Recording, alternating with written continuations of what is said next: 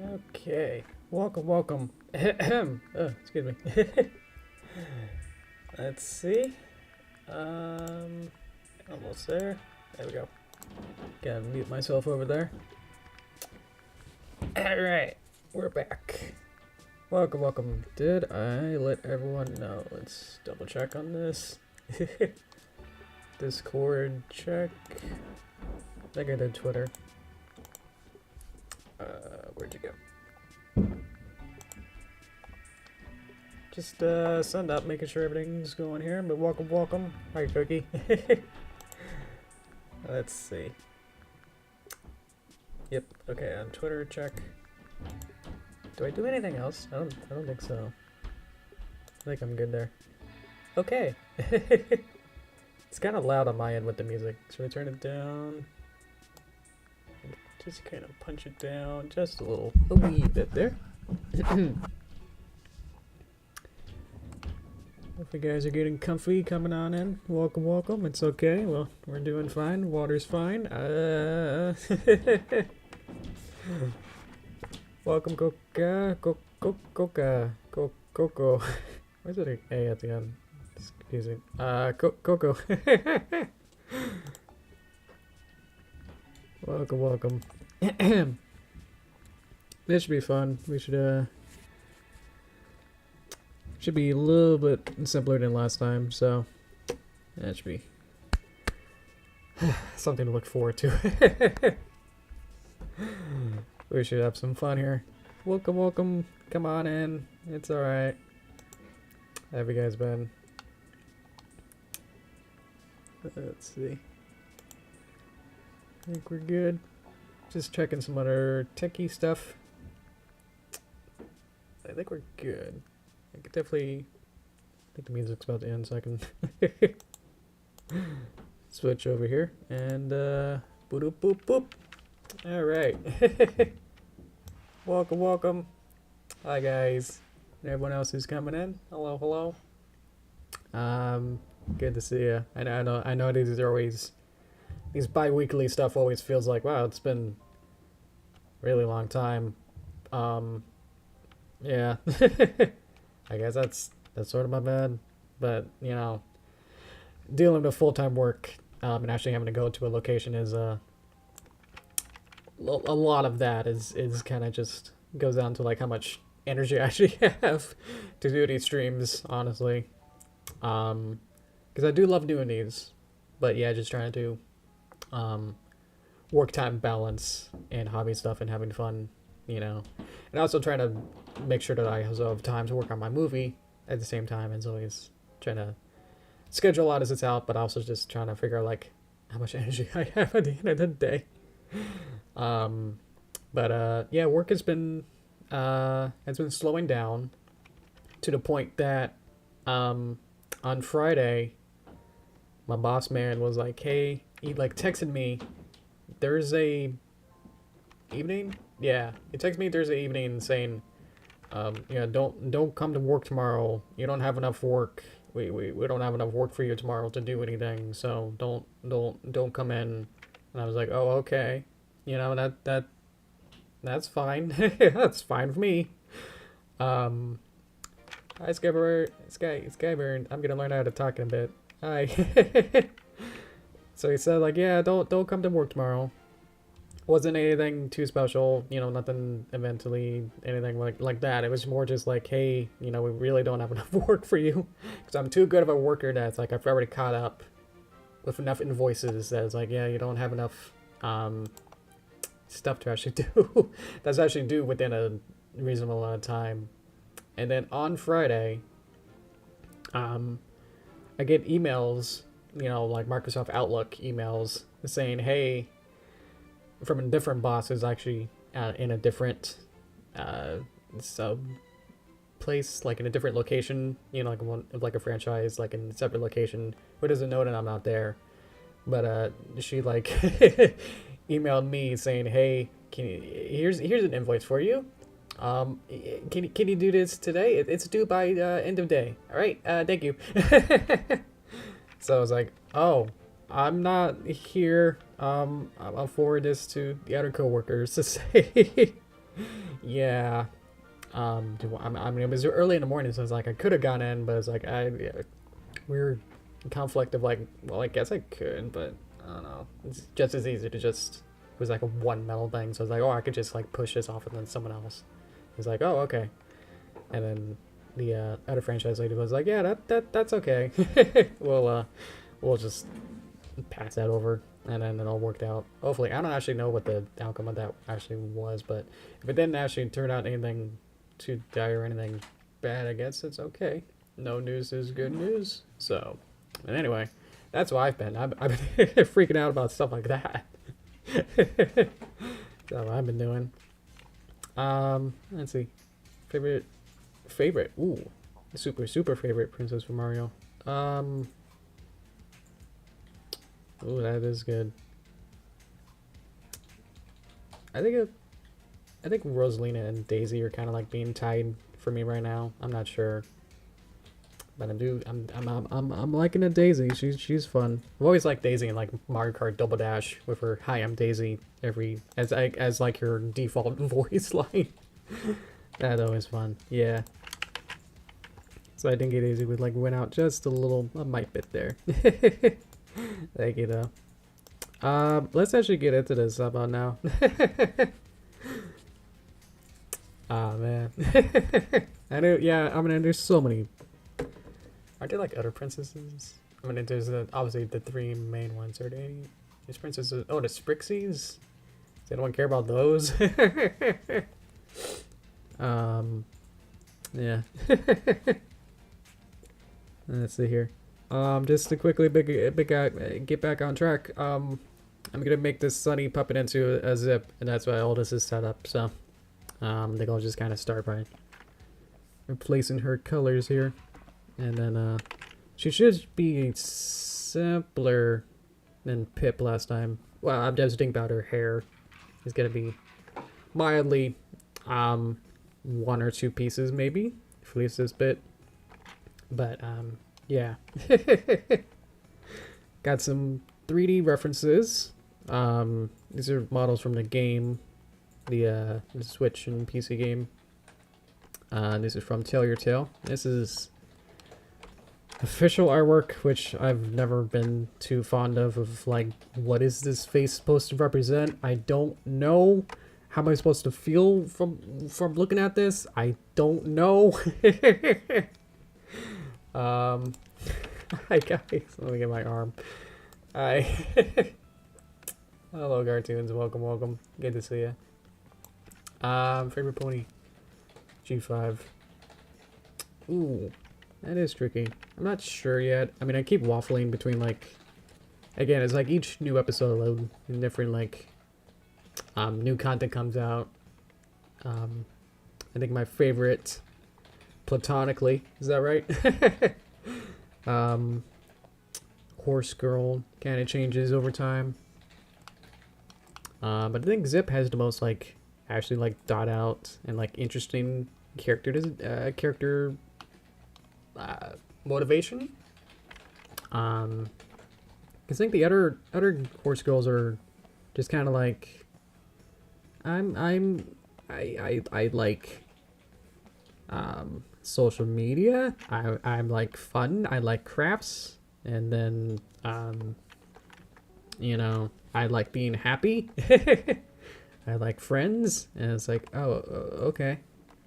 Well, Zipp's like, I want to, you know, have this conflict of being the heir to like Zephyr Heights, and having this conflict of, you know, does she actually want to, you know, like it's her destiny, but does she like want to be part of the, you know, the royal lineage and all that? And it's like, huh. So it's like she's probably the most like weirdly developed out of all of them. It's like also feels smarter. It's so weird to say, but like she feels smarter than some of the other characters sometimes, where it's like she can deduce and be like a more of a detective than Hitch is, and it's like, huh.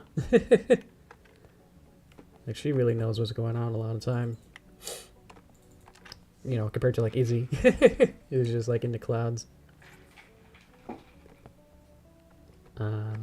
Yeah, I've been watching I'm trying to catch up on the Tell Your Tale, the 2D series. Because I've only watched like 2 or 3 episodes, so now I caught up to like episode like 7 or 8 or so. So, pupil. Which one is this? That's, ooh, that part. She's got pretty eyes, pretty blue eyes. Let's see if I can steal from maybe this part. Get a darker blue here. I like muffins. I like blueberry muffins. I think I just like blueberries, so just having it be in a fun vessel for blueberries is always good. Let's see. Let's kind of move this up. I'm not sure if I, you know, chicken or the egg, or whether or not I like blueberry muffins because it's a muffin or because it's blueberry. She got fun eyebrows.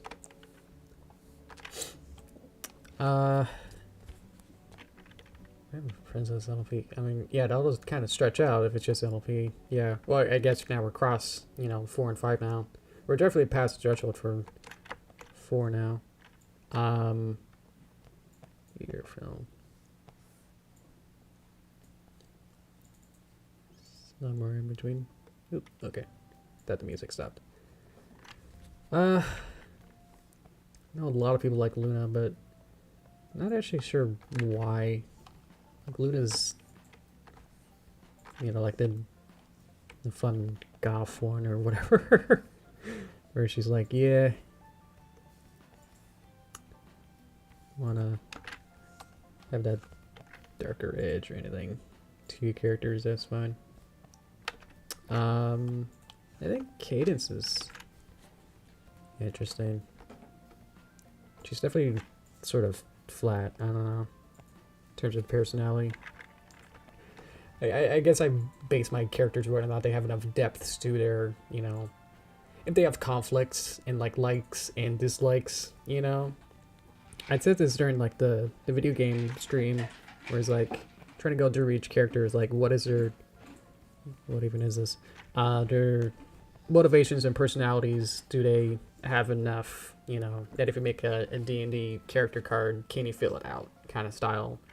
Or it's like, this character likes frogs, but dislikes rain, and it's like, oh, well, then you can have situations where it's like, ooh, now this fills out my bingo card, where it's like, ooh, now I can make sure to not have that if the character goes into a situation where it is rainy, it's like, oh, maybe she could be covered by frogs or something, and it's like, wow, that's more interesting than not having anything.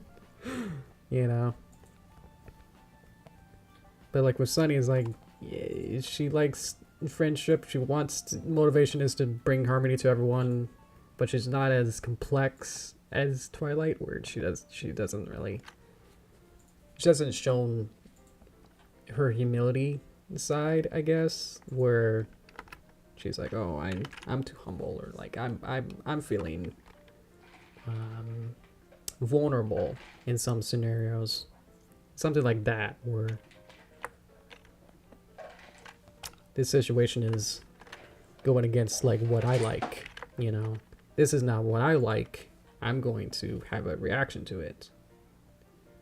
And of course, we only had like a couple hours worth, you know, compared to several days worth of G4 content, rather. There's more G4 content than 5, so obviously there's not enough really to go based on a lot of this, but you can still start to set some of that stuff up. So that's just my little qualms with a lot of that. It's like, start to have character development, please. It's a lot of the Tell Your Tale is just like the fun slice of life stuff, where it's like, oh, we're just trying to see what regular life in Maritime Bay is. And so that's why like Zipp is more interesting, because she's like has a dislike to, you know, wanting to, and it relates back to her, you know, her motivation is to make sure that she's not an heir. And it's like, that's like something she doesn't want. So it's like all these conflicts of like, oh well, doesn't want to be seen on camera, doesn't want to be like that, and doesn't want to be part of, you know, all of Pip's social media stuff. And it's like that's more interesting than compared to how some of the other characters are treated. Where Izzy is like full on Pinkie Pie mode, but like all the time, and it's like not enough to. In the movie, she does get vulnerable, where it's like she gets sad. That's like, oh, I can't be creative in these scenarios, but it's like it's so fleeting compared to how repetitious Zips is, where it becomes more of a something to, you know, happen to create part of her personality or something. Yeah. Where to game? That's it. I feel like Luna still has her equestrian voice, so it'll be kind of loud. So I think Celestia might be fun. What kind of games would Celestia be into? Let's make this cutie mark.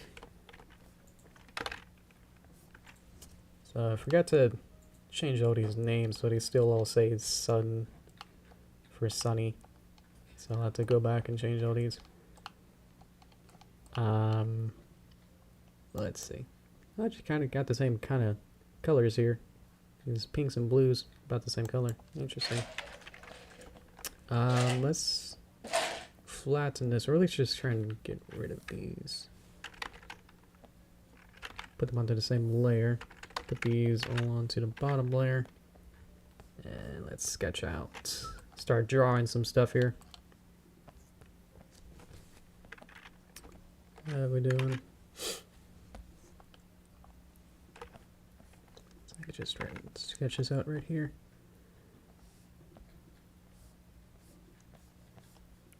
There we go.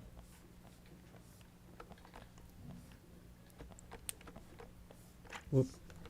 Gotta remember how to lasso here. There we go. Okay. Jeez.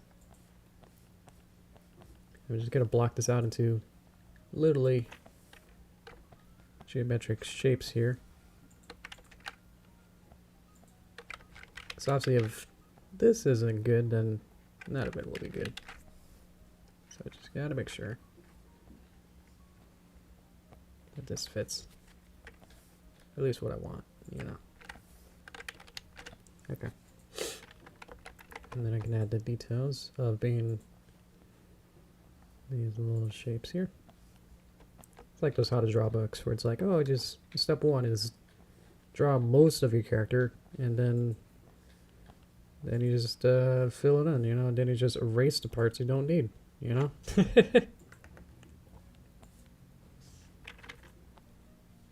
There we go. Gonna go into a layer above and then get only the lines that I want here. And try and draw these a little bit slower so I can get the real lines that I want out of this.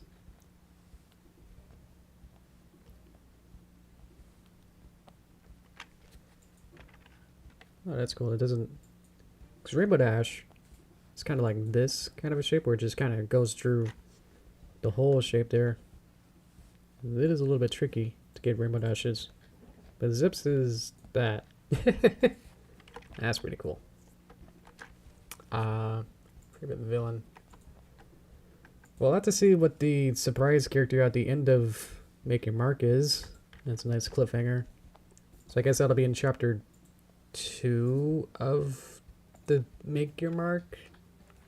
So I guess Make Your Mark is it the new series then? There's so many different medias and like it's so many multimedias as well as it being like, oh, is Pony now 3D? Is it now 2D? Was the Tell Your Tale just a fun spin-off? Was, you know, is 3D actually supposed to be the new thing? Is Make Your Mark supposed to just be like a couple one-off specials? And I was like, there's chapters. Does that mean that is this the new series? You know, it's like, or is that just a couple different specials, or it's like they're gonna be like a holiday special at the end of the year? It's like, it's very hard to follow along with what's all going on. And if you're not actually in the know, you don't actually know that a lot of this is actually happening. Which I think made Dream 4 a little bit simpler to kind of follow, because they were just like the series. And if you wanted to watch, you know, later on, you know, Crusher Girls, then it was just watch the movie, and then sometimes it would come on. It would just be optional, you know? Crusher Girl was just like this side quest kind of style, like, hey, you don't really need to like follow along with Crusher Girls. It's just there for fun and to sell the dolls. Which of course what the regular series is supposed to do, but Love of Forces. Yeah, it just kind of gets a little mixed messaging of like what is you're supposed to be caring about. What even happened? Ah, I'm going backwards, but erasing it. There we go.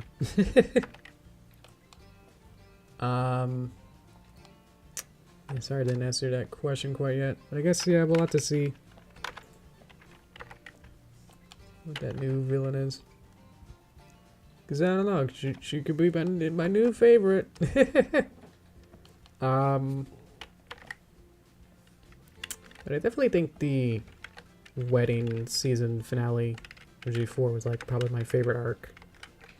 I don't know. It was like so not. Obviously, it wasn't like part of the main canon, or you know, part of. It didn't have any lead up.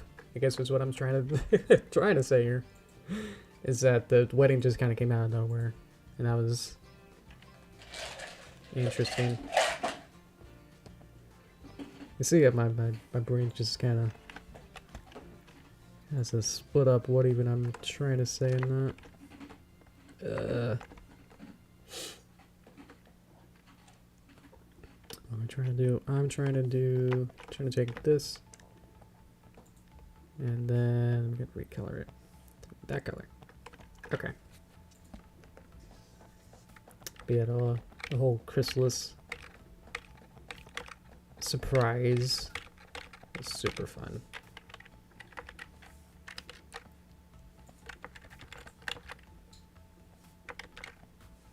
And of course with the best song of the whole series.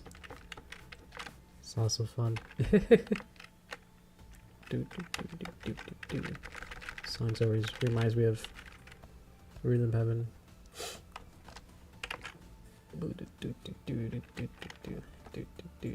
Oh yeah, Dragon was just kind of introduced in the special, right? The Make Your Mark, which I guess is the new series because it's continuing. So, I mean, I thought they would, you know. It is weird that they're slowly bringing back, you know, like all these different concepts of like, whoa, now we got a different species. That's crazy. Which I guess that kind of makes sense. Cause like even like G4, you know, season 1, you know, like episode 3 had the dragons or something. And I was like, oh, this is crazy. Look, we have dragons in G5 now after like, you know, a couple movies, you know. And it's like, oh, you're supposed to care about it now, huh? What do you think, eh? You know, it's like, oh, okay, you know. I did get spoiled, so it's like a little bit less shock factor for me personally.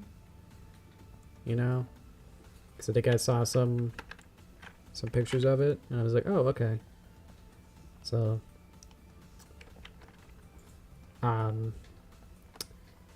but yeah, having another Spike who's literally an actual baby dragon, that can turn out not as good.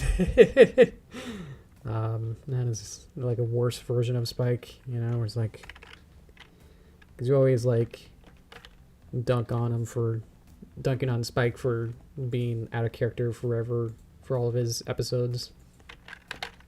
Now imagine like an actual baby just cooing all over. And not having any any self-control or anything. I don't know. There we go. I got Rick has a bunch of different poses, so that I can reference these later on. Change it here, obviously. This is how the magic driller works. You haven't seen it yet. Where you can move this little slider on the left. And so it's interpolating, which means that the computer is figuring out, I gave it these poses, and so the computer is able to figure out what's in between these two. And so, obviously it's not perfect, but it definitely gets you more than halfway to get like a pose that you want. So if it's like, oh, she has to like, well, what's over there? And it's like, whoop. You don't have to like draw and figure out like what is her perspective. It's like you could just spend way too long trying to figure this out firsthand, and then if you need to do this 20 times later, then you don't have to do that same process of figuring it out every time. So, because it's kind of like weird catch-22 where it's like you're just working really, really hard to make all these templates to be able to spend less time later. But it's like, is the time that you actually spend to make these contraptions actually worth it? If you're not going to use it too much, or I guess to a full full extent, I guess. I don't know. As I can swap the body so she can kind of dance. Do do do do do do do do do do do do do. Let's see. Do do do do do do do. Yeah, generate artwork. They're impressive. I have played with the mini dolly, that website. It's impressive. I guess, you know, the ones that you see online are like the, you know, quote, good ones. So whenever I try to do it, it's like, you know, it's kind of hit or miss whether or not the 9 of them generated are like anything that you expect or anything like that's like, oh yeah, that's the prompt that I give it, and it's like, oh yeah, that sort of gets it. I do like trying to figure out like what made it decide like how to go about like the behind of it, of like, oh, you give it I tried one where it's like Derpy as an Animal Crossing character, and it actually looked pretty cool for like a couple of them. That's the problem, is that only like a couple of them actually really work, or like that's what you would expect. But on the whole, you know, it's very impressive. But just trying to figure out like, kind of like looking at each one and going like, oh, you know, out of the 9, you know, you would have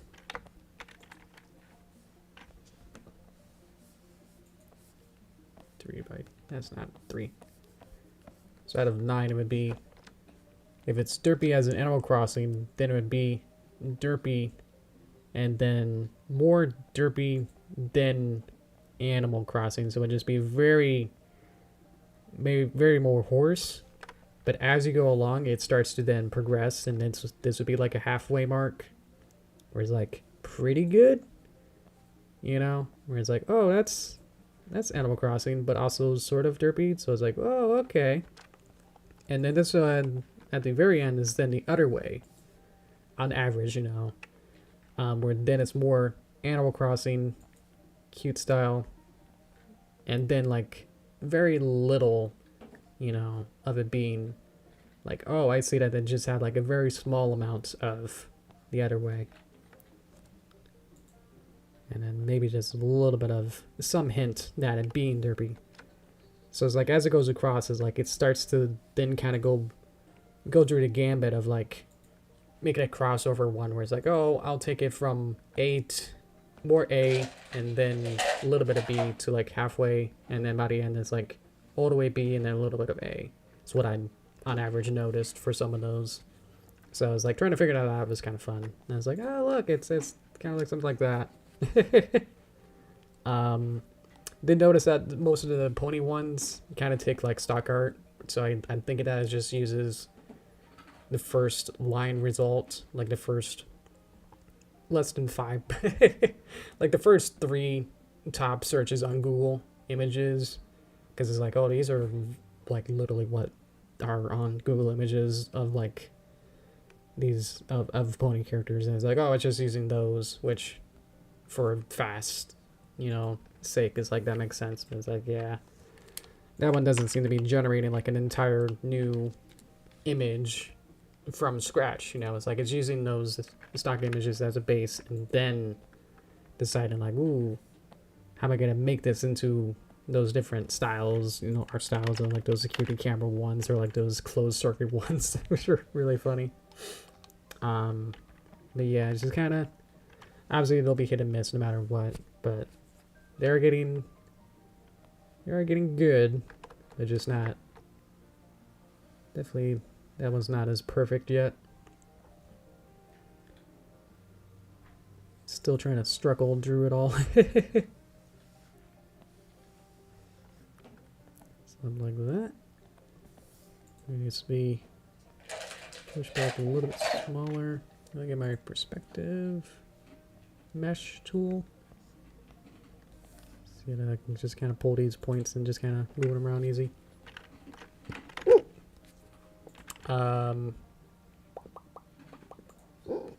Should we can get a bunch of results and try to recreate them to make them look good. Yeah, that's definitely like the next stream thing to do. Yeah. My idea for next stream would be to make a cartoon with these characters that I'm working on. But I'm always like late to the party anyway with all this stuff, so it's like I'm sure I'll get to it eventually. You know, and I guess doing these a little bit later, at least having these streams be not as frequent, so it'll all kind of maybe work out. It'll be fine. But yeah, that's definitely an interesting idea. I am on board with that. It'll be fun. It's more flat. It's a little pointed thing here. There we go. It's kind of hard doing this reverse backwards. Oh, I think I have mirror view. One of these is. Ah, right, the mirror. Beep. It's always good to use a mirror view to double check your artwork. Artists use it a lot of times. It's very, very good to frequently double check. That's why those people are saying like Spaghetto, Spaghetto, the new cat Pokemon in Scarlet and Violet. Like his eyes looked a little bit off. Because it's like his eye was like over here and then it's like over here. And it's like, oh, that looks weird. Something simple like that. And it's like, oh, if you turn on mirror view, it's like, ooh. You immediately see mistakes of like, ooh, ooh. Like, ooh, this needs to be here. Ooh, you know. And you can start to then fix it a little bit. But if you only look at it from one perspective, then it's like, ooh. If you don't understand that, that's fine. And it's like, it's just a general, an easy trick to spot mistakes that you wouldn't usually see. I don't know if there's any practical way to think about that, but yeah. We'll need to start making hair colors. Let's see. Kingdom mark, hair fill, light, outline, new. Okay, so I can use hair outline. What it'll probably be. So what's this? So it's gonna be magenta. Where it is red. Probably that. Hair fill. It's interesting then. Sunny has similar colors. Here, light. Let's just use this. And then hair fill. And then just a direct darker. Okay. New half layer. Let's get rid of this. Oh, it already looks good. Good. That's good to see. Beep. Use my sketch, line art. Beep.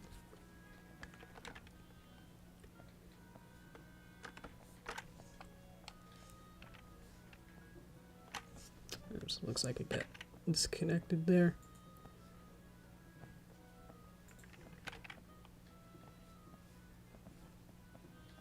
There we go.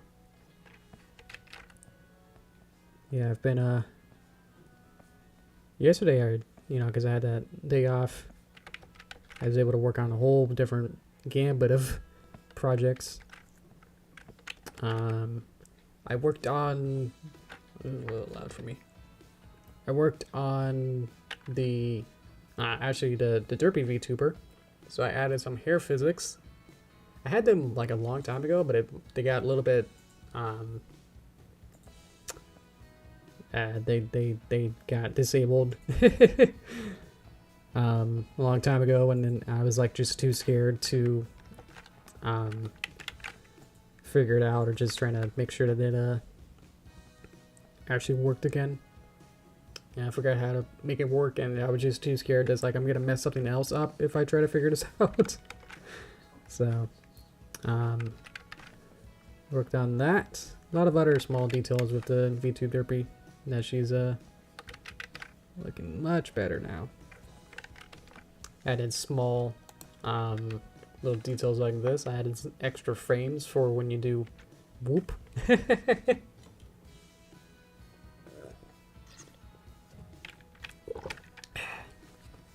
Doing good, thank you. Oh, real fan, good to see you again. Welcome back. It's been a while. If you were here last stream or not. Oh yeah, I also added like a couple extra frames. It's like when I do these eyebrows, they kind of like pop in a little bit, like pew, pew, pew. Also said like I added sad mouth. I can be a little bit worried now. Here we go. Inspired general, smaller stuff. That's okay. None of my schedule now is somewhat consistent, but yeah, it's just not as super consistent as it was before. So I get you. Do. So let's add some points here.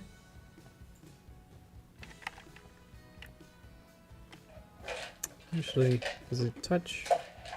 It'll be close. Let's kind of line that up. But I also worked on my movie as well, so I had some fun with that.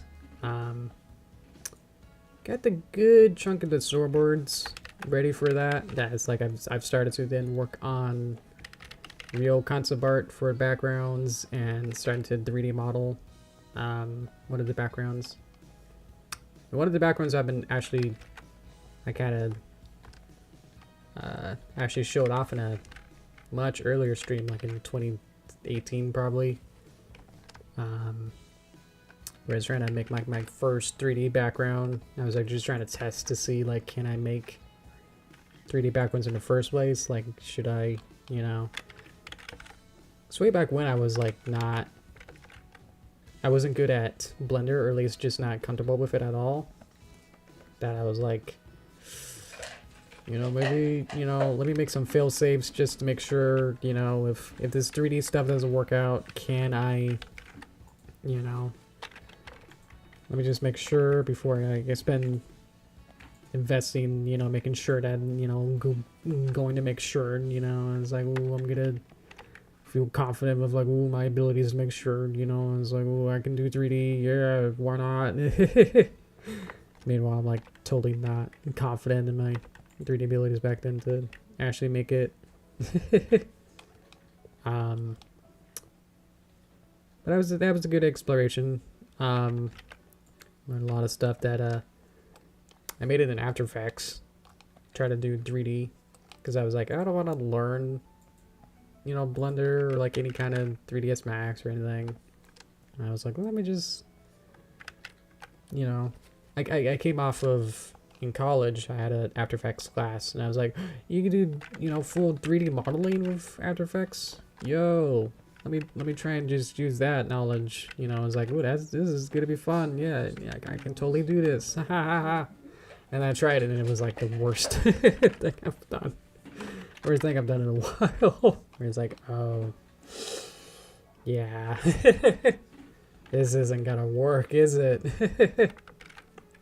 So, but yeah, that was actually a good test to see, like, is it viable to do 3D, After Effects 3D? And it's like, I was doing the vanilla After Effects, you know, like not even the Cinema 4D, which is actually used in some movies for 3D modelings and compositings and stuff. And I was like, oh, let me just use regular. The problem with that is I had to use planes as everything. So obviously you can make like a, you know, like a plain background and add a couple walls and be like, oh look, you know, make a little set. But as soon as you're like, I want to make another cube, and it's like, oh, so you're gonna need a cube or a plane here, and then you have to rotate it to then kind of fit through here, and then like the space between here and here is a little different, and it's like, okay, you gotta make another one there if you want to make another one, and it's like, okay, and then how does that work? And then it's like, oh, now I need a door, and it's like, you have to punch out, and it's like, you have to then make sure that this picture then has a hole in it, and a PNG hole, but what's the size of this? And it's like, this got way more complex of like trying to make these into individual pieces, and it's just like trying to align them in 3D space is like not easy. So it was a good experiment. But now all of the all of the backgrounds and whatnot assets in the movie are full Blender 3D as an actual like mesh that's like real 3D geometry. So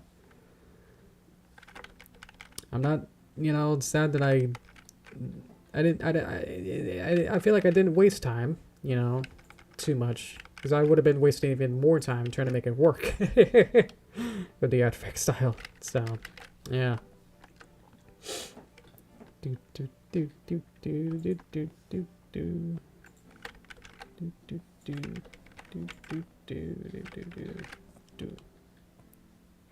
Got some fun shapes, but I wanna. I think there's a little bit more consistent here.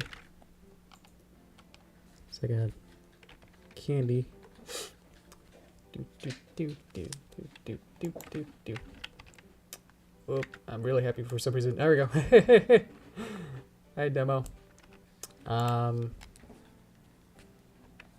sure what you mean. I'm not sure what the context you're talking about with that. I almost feel like you're applying to a different different stream or something.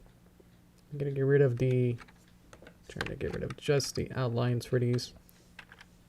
I'm gonna use my cutter. Nope. Cutter. Nope.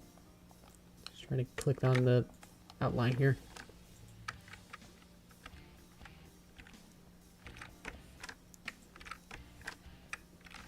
There we go.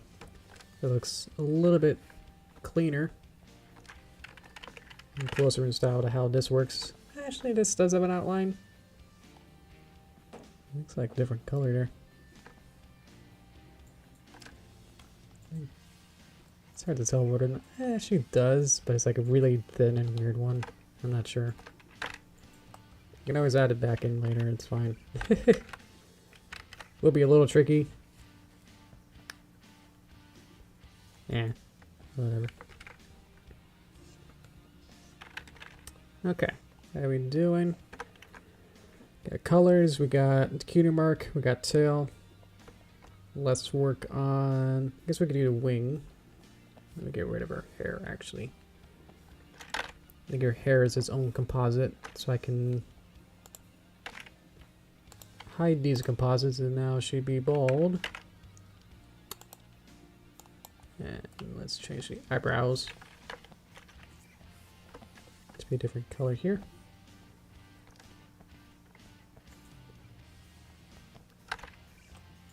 There we go. So let's get it to here. Yeah, that's better. And then can saturate it a little bit, or unsaturate it. Okay. We're getting there. I might only be able to, might go for, I don't know how long I should go. At least I can get like all the pieces, like all the hair pieces in wing. And I think rigging the head rotation to work with the hair pieces. I mean, I barely got that kind of going with the pip model. So, I think with this stream I'll probably just get rid of wing and then get like a couple different hair pieces, and then we'll call it good for tonight afternoon. But that'll be the plan. But yeah, it should be a little bit less demanding. I'll have to switch back to the pip model probably at the end of this and show just how much I have been working on the pip one between streams, so to kind of show that how that's progressing. I got like a couple different like views of the hair, try to like deform them, get into these different positions where like in perspective, if you look at it a different way, then the hair will obviously look different. So it's like, okay. I also figured out a new way to do legs, so that actually took a lot of my time was actually trying to figure that out instead of getting her whole hair perspective working. Let's kind of move this over. And let's add zip wing.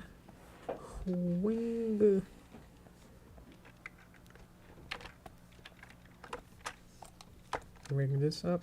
Beep. This kind of makes sense, like, cause like rigging, does it like refer back to like boats, or is like all the ropes on a boat? It's be like calibrated in a certain way, so it's like, oh, you're rigging up the ropes to work. It's like these are kind of ropes. And it's like just kind of making them into the right configurations here. So, I don't know. That was just a revelation I had a while ago. Yep. Get my scale. My boundary box so I can then kind of see on a different layer. What do I want? Can always flip it. It is kind of round and then it goes to a point. Kind of goes up.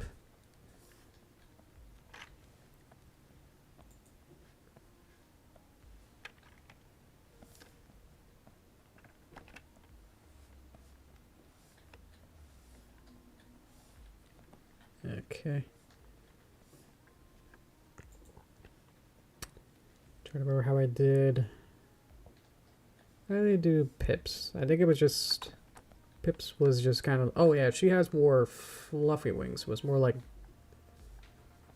that, wasn't it? Where it's more made out of fluff and clouds. But Zips is more traditional, I think, where she has more feathery. That's what kind of goes more up there. Interesting. So it's like there's different sections. There's this part here, and then a couple different pieces here, and then like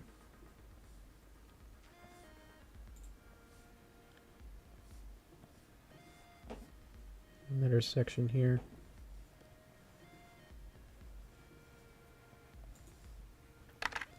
Is that gonna work?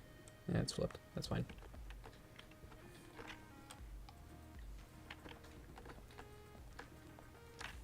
fun to think about how to kind of combine these different, make like a 2D version of the 3D one, but still being kind of simplified, so it's still kind of closer to how simplified this can look, but trying to be a weird in-between.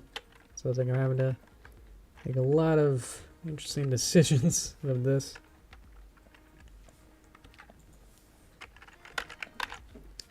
Because I don't want it to be super one-to-one, but just kind of like in between. That's what I'm going for.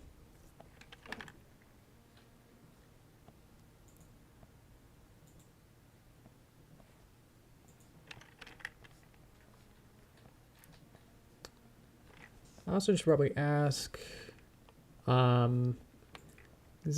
these guys will probably be only for certain cartoons, you know. I don't really have I'm not doing the regular pony videos regularly anymore, so it'll be these guys will mostly be relegated to like the shorts and kind of keep them to the YouTube stream. Our little Mad Libs, kind of like collaboration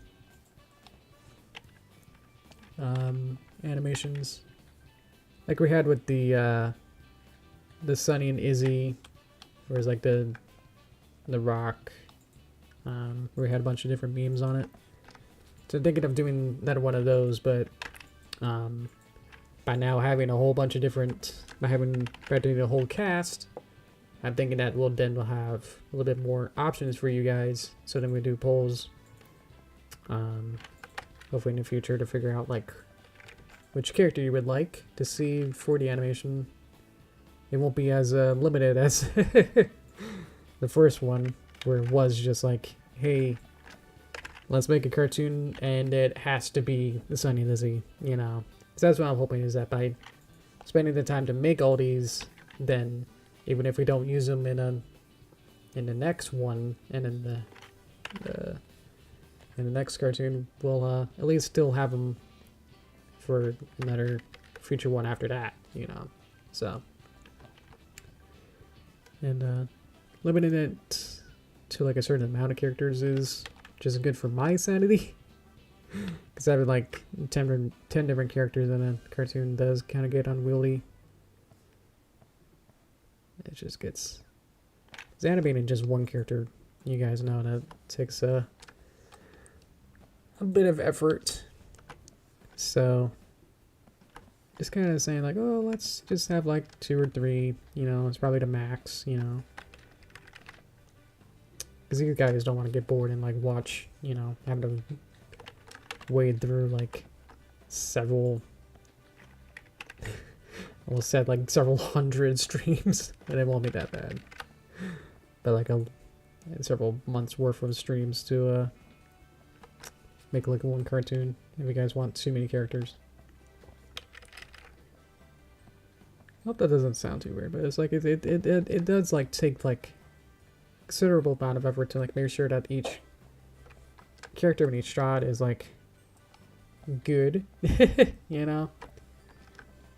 So if you kind of then limit the scope, then you actually get more time per character, in a sense then, which I think is probably the best outcome, you know.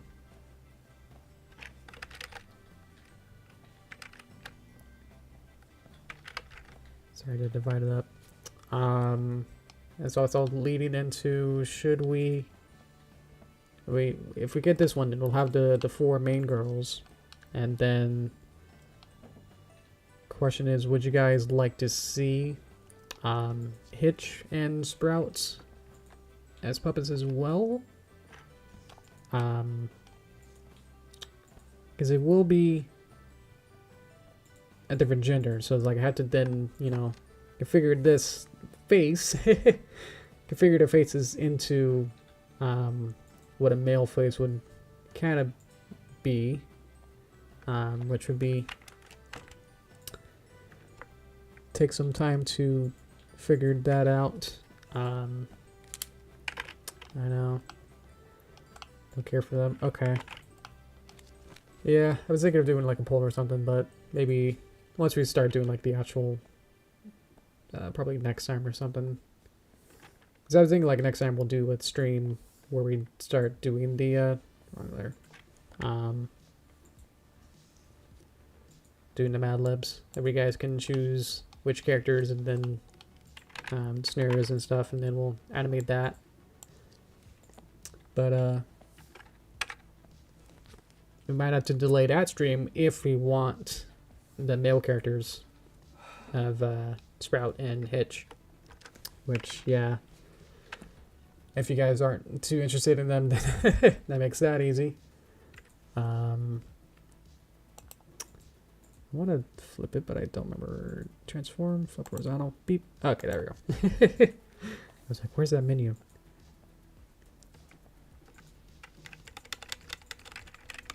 So I'm looking over here to see on the left side. Where is a good position for it? It's even with the 2D, you kind of go over the cutie mark. Which I did notice, I haven't finished Tell Your Tale, but I think they're still uploading them. Did notice that there is some sort of mystery with the cutie marks. So I'm glad about that, that they're not completely forgetting about cutie marks and how they're kind of, I don't know, essential to what makes My Little Pony unique. Is that each of them have the Care Bear's belly symbols, you know? Kind of style that makes them, you know? So at least they're acknowledging it, but I'm not sure, you know, where that's going or if it's gonna be. It's kind of like, oh, they're remembering it. It's, you know, the cutie marks kind of sparkle when they're doing something that's meaningful, or like meaning the magic of friendship is, you know, still like glowing whenever they do something like that, I guess. But it's like, okay. For now, it just looks out of context. It's like, oh, their cutie mark is, you know, the butt is glowing at certain points. And it's like, okay, uh-huh. Like, what does that mean? Like, it's not explained yet. So that's why it's kind of like, okay, uh-huh. Because cutie marks haven't been explored. I mean, we just said like they're just now exploring like dragons, and it's like, wow, we have a different species now, you know, into this. It's like, oh, okay. So, but yeah, that's probably like the only hook until your tail is like kind of leaning towards. It's like what's really going on with all this. Is there something deeper going on, or is it just kind of for fun? Yeah, no spoilers, because I've had enough of that. I've got spoilers for like the episode 15 or something where they change forms in some way. So it's like, cool, alright. That now I was like thinking, like debating whether or not I should like update, you know, trash all these guys, then make those versions, which I guess I can do that later. But it's like, yeah, it's like, would you guys be more interested in those guys now? Having puppets versions of those rather than what I'm doing with these, where they're kind of just 2D versions of the 3D characters more than anything else. Because obviously when I made these, Terry Tail wasn't available.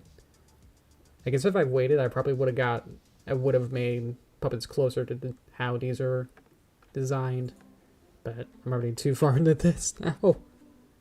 I think it's fun because like it's still my interpretation of it, so I think that's a good start. I like where that's setting.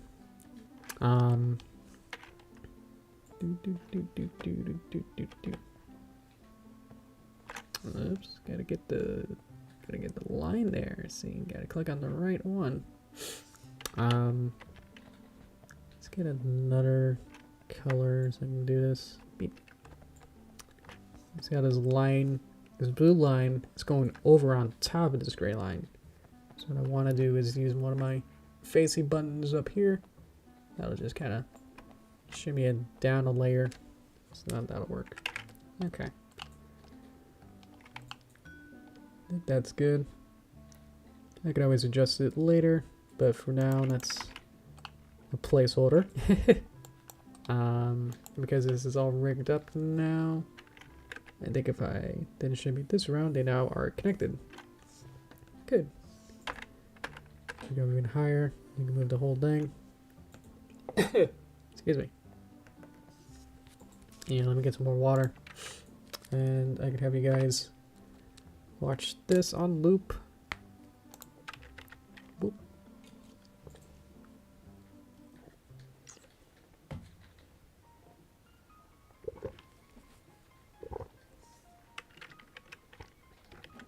Ah, all right.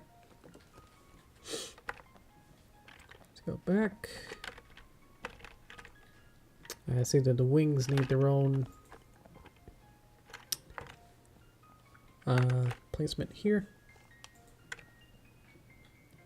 Somewhere in between, and then we kind of squish them. I've always had it. Things for a considerable amount of time, yeah. But I think what I did was I added the in-between keyframes so that the water actually nope. Beep. So that it kind of has a little bit of a pop in. It's like the arms still kind of like pop in and out where they're just literally a switch on or off. But what I did was I added a little bit of keyframe animation so that the water kind of boops my nose a little bit more smoother. But yeah, otherwise it's been the same as before.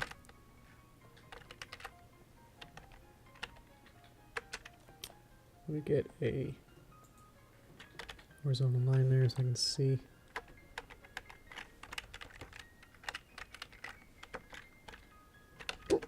Excuse me now. I've had to make so many guidelines at work that's like it's not even funny of how many guidelines I've made at work. I've had to line things up.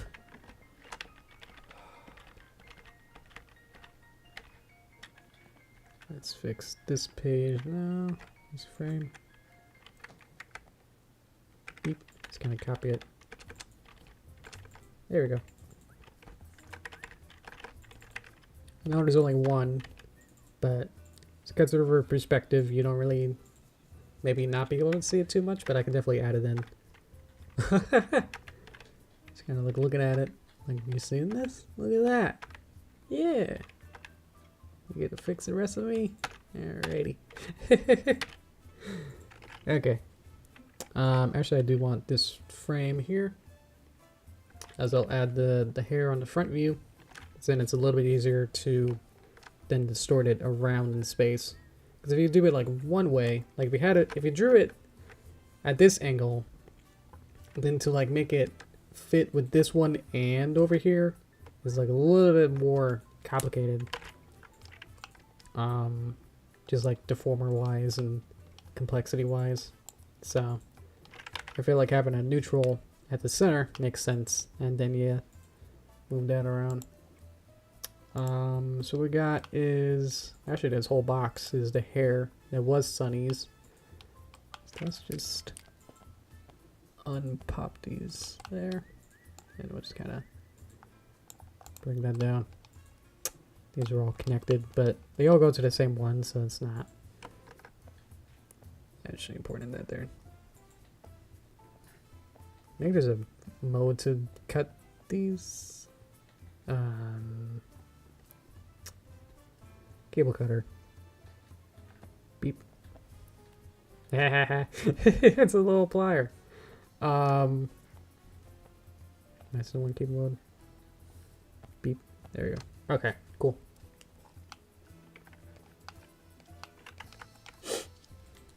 Ugh. Excuse me. Okay. I want a new box, so I can make a new composite. Let's bring that up. Get it there. So this will be Zipp hair composite. This is all crazy and Toon Boom stuff. If you're new and don't know how Toon Boom works, This is the node view where all of your different elements are arranged. Obviously, you can get fairly complex, but it's not super hard to like get the fundamentals pretty quickly. Where the green ones contain the animation, or at least where you can add animation to like all 3Ds. All 3Ds can contain information, but more likely you're gonna have the animation part of the green box, because that's a peg. And then the blue one, lighter blue one here, is drawings. So that's where you're gonna draw your assets in. This is where you apply for the eyelashes. And then at the bottom is then the timeline of what's being exposed. And then you actually move these in space, move the drawings in space with the peg one. And then some of these get more complicated where then you have attributes, or like some sort of like additional like what you want to do to the drawings and the pegs. Whereas like I want to separate just out the sub-layer overlay layer, and that gets separated into different pieces. And this is so I can add other attributes that are part of other parts, and it's like they're all interconnected, and like how, you know, like a weird bomb diffusal like schematic of like trying to figure this out of like, okay, this one controls this one, which thing goes there, and this crazy cheek has all these different pieces there, and sun visibility is like the matte resize, and there's like all these different pieces. But the only thing that I'll probably have to like visually animate is gonna be the green one. And even then, like, yeah, you don't have to worry about a bunch of this when I'm animating. Because even with some of these, it's like, oh yeah, each drawing has one, but you probably gotta have a hierarchy one. Whereas like even though you have like a whole bunch of these, you're more than likely gonna have one that's gonna be more powerful. That's a higher hierarchy that is in the eyeball and the eyeball. It's like the eyeball is made out of different pieces. There's like I can move the pupil there, the highlights, and the iris as different pieces. But if you combine them into one higher hierarchy, that can actually then group those together, so then you can move it all at once. But then you have another higher hierarchy, which can then move eyeball 1 and eyeball 2 at the same time. This group can then move both of them. And they can have an even higher one, which then moves the entire eye set. So, it's got a little clown cheeks. That's kind of cute. But yeah, it's a simplified version of that. Obviously, there's people who take whole classes to trying to figure this out. How Toon Boom works, but it's not too hard once you really get your head around it. I've been using Toon Boom for about over 2 years, so I definitely know my way around it to get enough dirty and, you know, with it to be like able to make entire puppets fresh by myself now. And with those crazy, you know, other features that just get more and more complex as you go along. But the general principle is always the same throughout. Like, even if we look at this entire thing and be like, how many things are going on here? It's like, nah, you can still kind of look through it and go like, oh, everything's labeled. It's like, oh, this is a drawing and then a deformer. You know, you could have all these different crazy deformer green pieces that then allow for movability of different pieces. And so you can animate with these. Be able to animate the tail if I want. Kind of jimmy that around. So you can get different poses from there. But yeah, it's all really fun. Complex, but really rewarding once you actually get something that looks good. It works, you know. I just smell mohawk. Mohawk? Like Mo and then the bird. So again, we'll just try to make our own version of it. Own version of this. So we'll just kind of connect the drawing into the composite, and then composite then combines all of that into one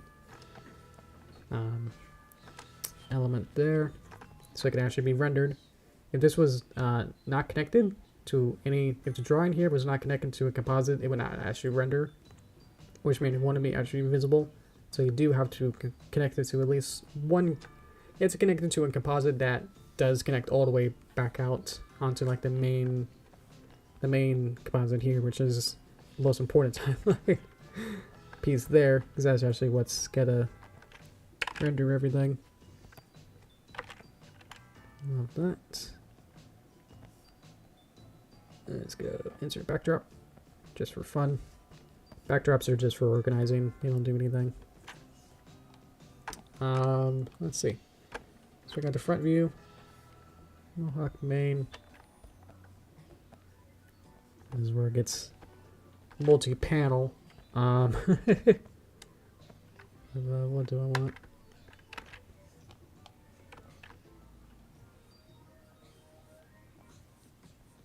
Trying to decide about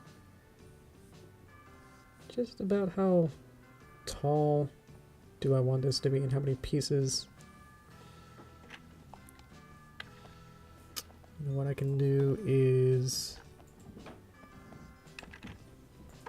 find my couple front pictures, and I can kind of then have it this way, where I can start drawing on my piece here. And actually I can't, I need to do it the other way. Thought that would work. It does not.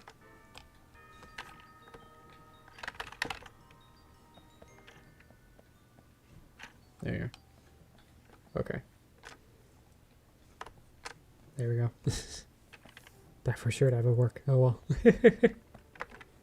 So I'll kind of just come pieces, or just kind of just split off.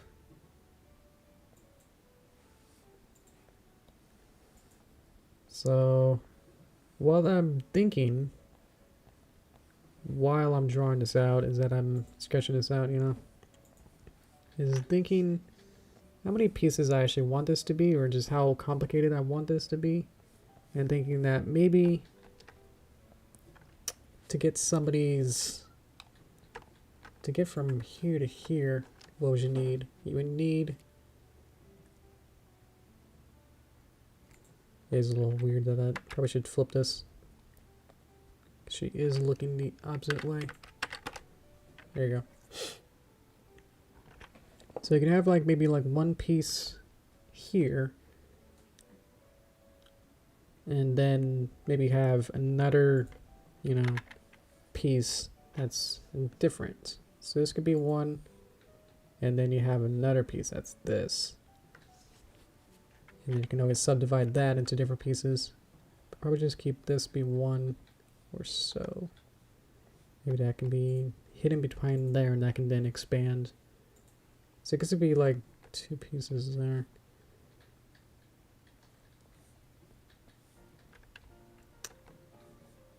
So at least maybe 3 pieces. Yeah.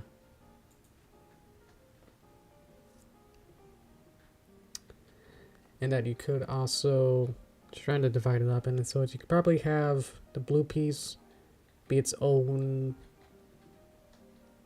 cutter, and that could be on top, and then you'd be able to then change the angle of it, or at least the what is it, the drawing angle, the pieces there. So you could have curve deformers to be able to change the curve of it.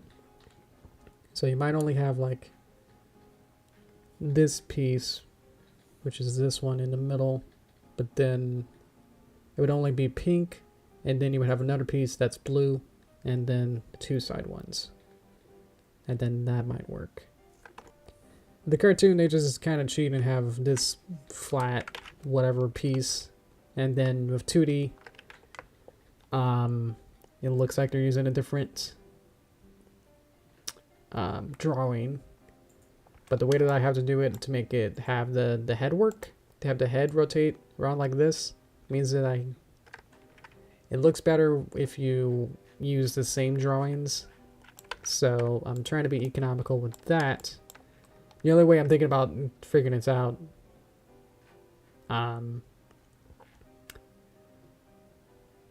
the reason why I'm trying to make sure that it's the same drawing is for the head rotation. If this was a regular cartoon, if I wanted to be cheap, I could have different drawings like this, whereas like this is a separate drawing than this piece. These wouldn't be, you wouldn't be able to, you might, but it'd be really tricky to transform, move the edges and pointer pieces to be able to then morph it into these ones too easily. It's possible, but it's like it's more worth not worth the effort to try and do that. So I'm thinking that this method may work for our purposes of the way that I want to set it up. So let's at least get that. So this will be the blue, and then side, I'll just go A for one side, B one side, and then back. So it'll be this extra hair behind her. Oop, hit the mic. Sorry. Extra hair behind here. So I want to also account for that. I can get rid of that. So now I need to rig this all up, so I need a little bit more room to be able to get these guys all in a row here.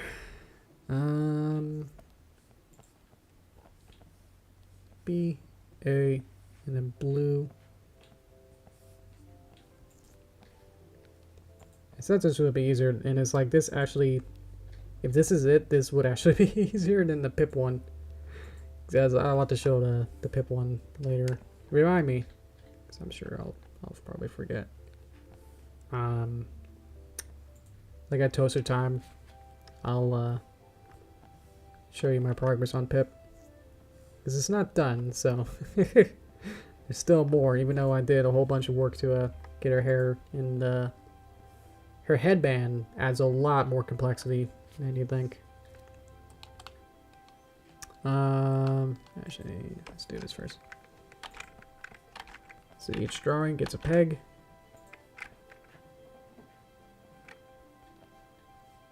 I like to make sure that they're compact. And then hierarchy is at the head. Then can control each of these hair pieces. Beep. So then, because otherwise if these aren't connected with this green line that goes down from the head peg, then if we start moving the head, then these wouldn't be connected, so that the hair won't actually move together. So there's some necessities of how to rig this up. You kind of have to do it this way unless there is something else. I don't know. Okay. Blue Hawk, Mohawk main.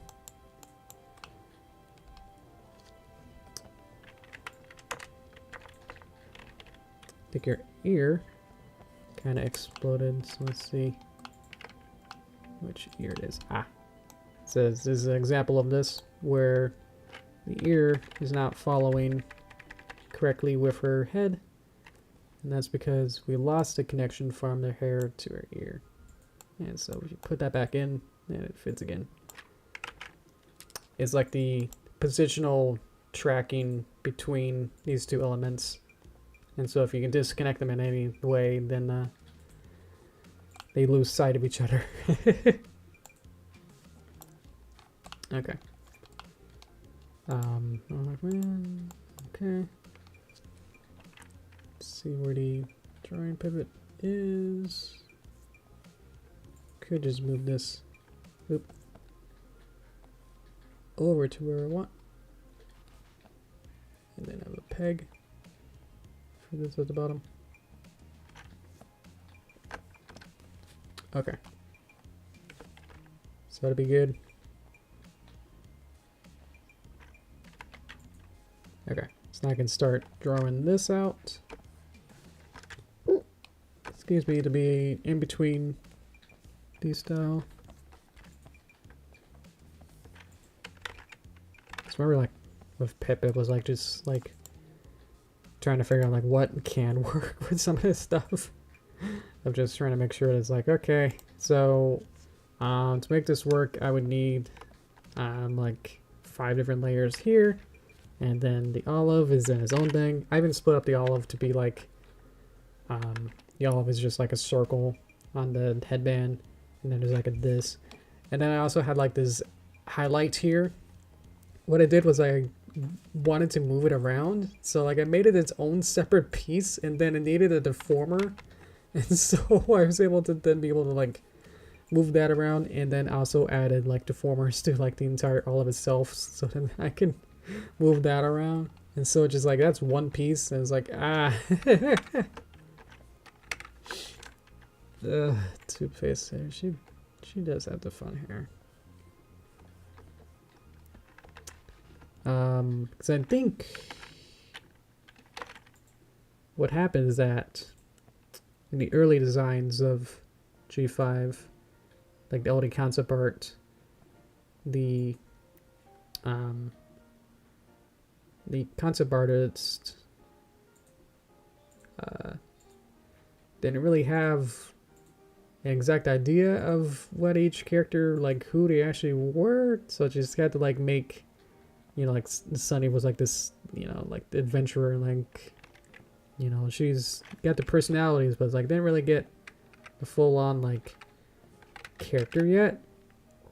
So they just had to go off of very probably vague descriptions of who these characters are and like what they're supposed to be. You know, it's like, okay, we need a character that's like, oh, she's fun and she likes crafts, and it's like, oh, okay, she's the social media one. And so I think the main concept art, like the fan, I forgot her name. Sorry. She designed like Sunny and Izzy, but then there was a different artist who made the Zephyrd sisters. So I think there was some sort of design that is a little bit different between these two. Between Sunny and Zipp and Pip is like there is some visual difference, but they do kind of all kind of fit together cohesively, which is impressive. But I'm sure there's a lot of back and forth of trying to make sure that they all feel like ponies, but also feel together with them, having them side by side. Do they look okay? That is the problem with like making a whole bunch of like a new cast of characters. Like, do they also fit together well? Like, can they also like stand next to each other and not be like, ooh, why is this one so different? Which I think was like pretty avoided with G4, but I feel like Rarity does like a little bit too, you know, a little different. Same with Zipp, I guess, is that their brightness colors is that they're kind of off from the rest of the more saturated and like pure color versions of some of the more exciting colors, you know. But what I also found out is that their names, the sisters, are like Pip Petals and Zip Storm, and their mother is Queen Haven. So I was like, how did their last names work? I'm not sure how you can have a Queen Haven, a Pip Petals, and a Zip Storm in the same family as sisters. Someone like to tell me with that, I'd appreciate it. I don't think that will probably never be really explained in some capacity. But it's just like a little bit weird. Cause it's not like, you know, a Pinkie Pie. It's not like she's Pinkie Pie and then there's Limestone Mod there's mod pie. It's not like mod something else, you know. But then she works with the cakes, so it's like that makes sense, you know. That the cakes aren't her parents, and so they have different names, you know.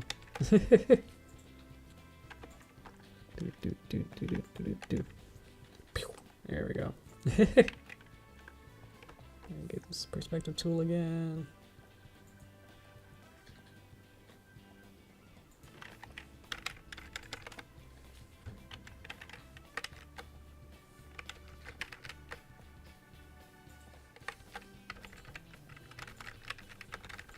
There we go.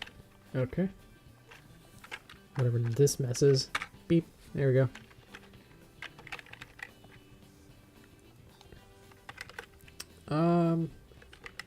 I would like you to stick around, but I don't think there'll be too much trouble that I can't handle. So if you do need to go, that's okay. You can always watch the VOD later, I suppose. I guess if I super need you, I guess I could just... Should I just try to get you on Twitter, or Discord, rather? That might be... That might work. But yeah, I think it should be fine. I think I'm a little bit lonely right now.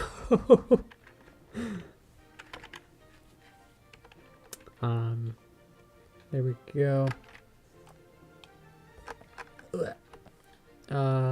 Let's see.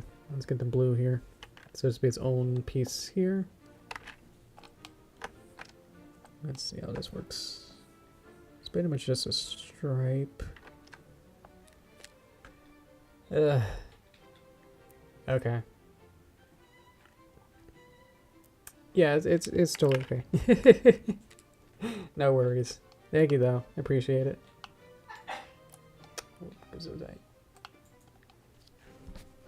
Okay. Take care. Okay.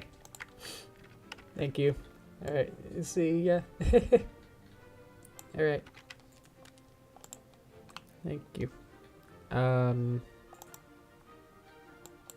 What am I even trying to do? Okay. Well, hi guys. Let's see here. So I'm gonna make the next piece here.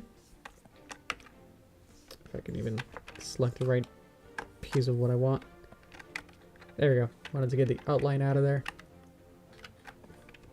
So I'm gonna play with deformers. So don't worry about this making no sense.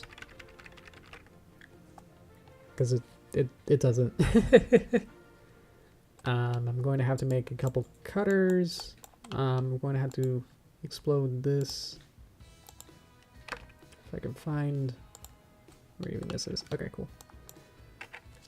So what I'm gonna do is do some fancy Toon Boom stuff. Actually, that's fine. I need to move to the line art layer. Get rid of the fill. Go to the color line. Get rid of the outline. And then this is where the attribute stuff I can add in. I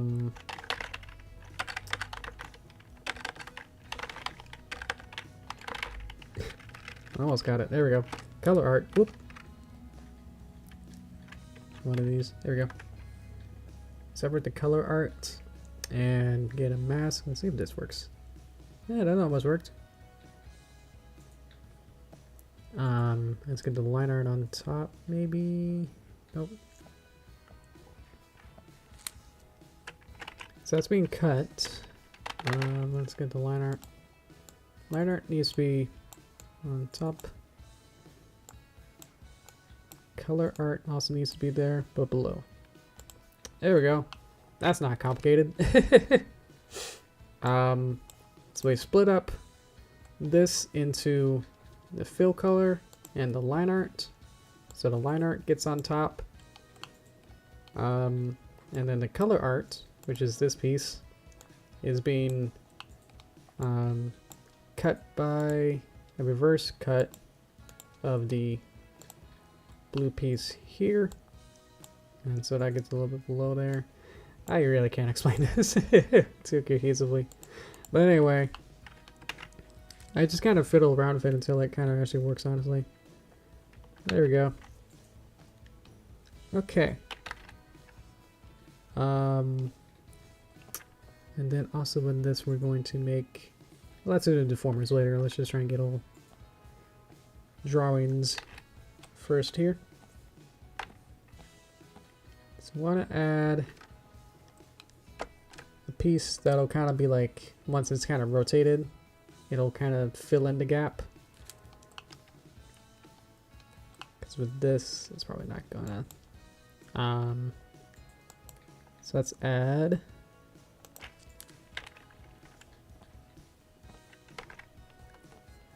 Let's put it on part B.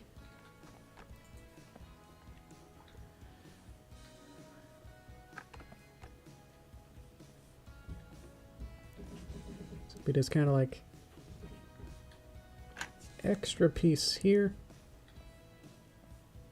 That'll kind of be used to add some more depth to the artwork here, to the rotation and everything.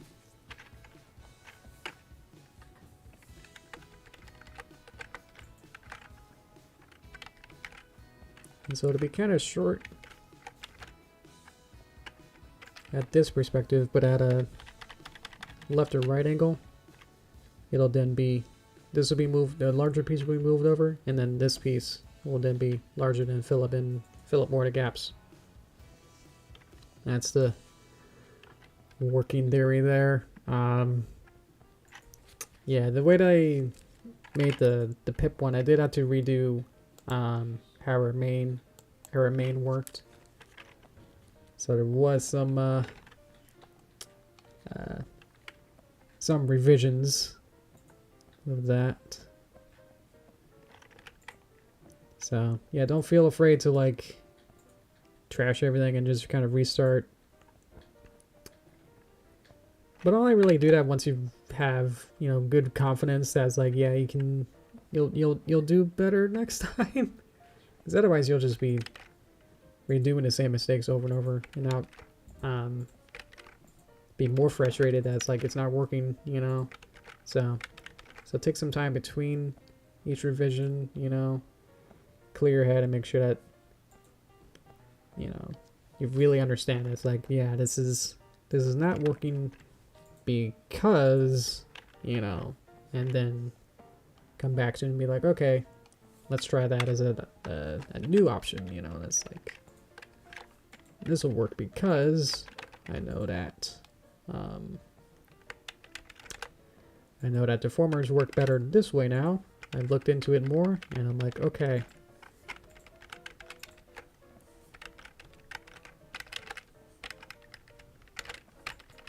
And then put it into practice and then see what you get. More than likely to get a better result. But yeah, I just feel that it's important to say, like, and reassure you that, you know,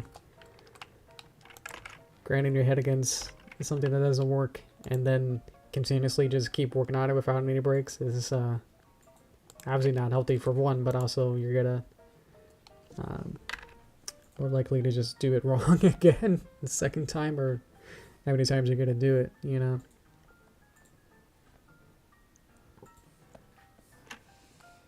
So what I can do is kind of switch this in now that I know that I have a little bit more room. But yeah, a lot of this is just kind of revisions, like animation, and a lot of this stuff is just kind of going through and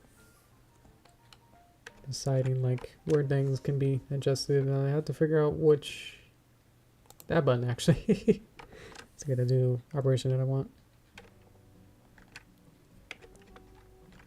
There we go. It's very, very rare that you actually do something, you know, quote, correct the first time. Or at least it can always be adjusted, you know, there goes be doing another take of it, you know. Like you're not be able to do it right the first time. I think for now, just kind of copy this and then put it into the other side, and then just kind of put this over here. Transform, maybe not. Transform. There you go.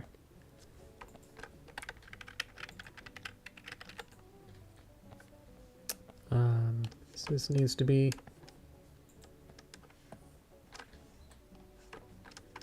below. Couple stuff there. There we go. Does that look fun? Does that look good? It's kind of all over the place.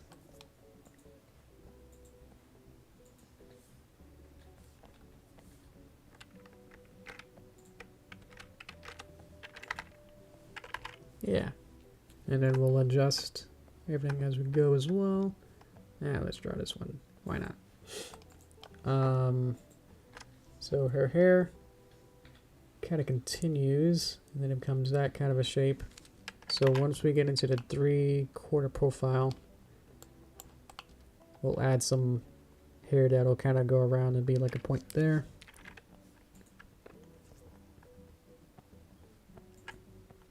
And then hopefully that'll be the last part. And then we'll look at what's next.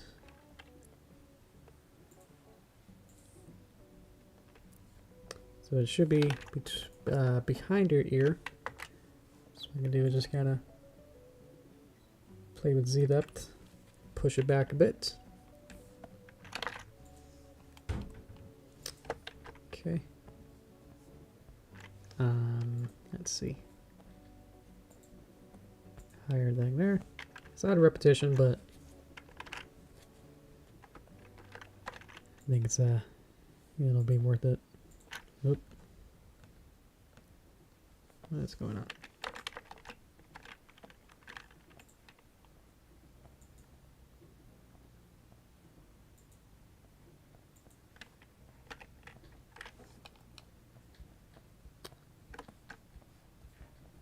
And of course, once you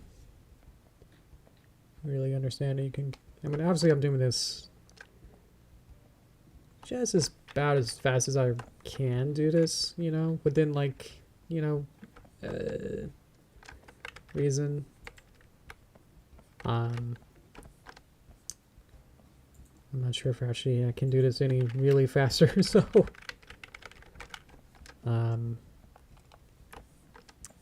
while also trying to maintain a, so I'm trying to just keep double checking to make sure that everything's still working okay. That's not right. There we go.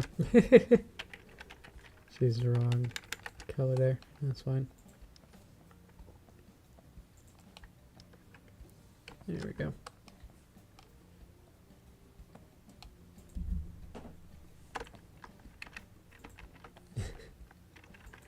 She went into a thunderstorm. Again, this should be behind her hair, or behind her whole head, so you just see like a little bit of it. Ooh, ah. Excuse me. Okay, that should be good for now. Okay, and then that's pretty much the hard part, is getting all of that going. And then we'll just hide it behind her head. And then the rest of it will just be rigging it, and then getting the master controller going, getting more rig to ring. Oh, getting the ring wing to have different frames so it can open up. That'll probably be complex as well. Let's work on this to get the blue part. Oh, our head. To work with that.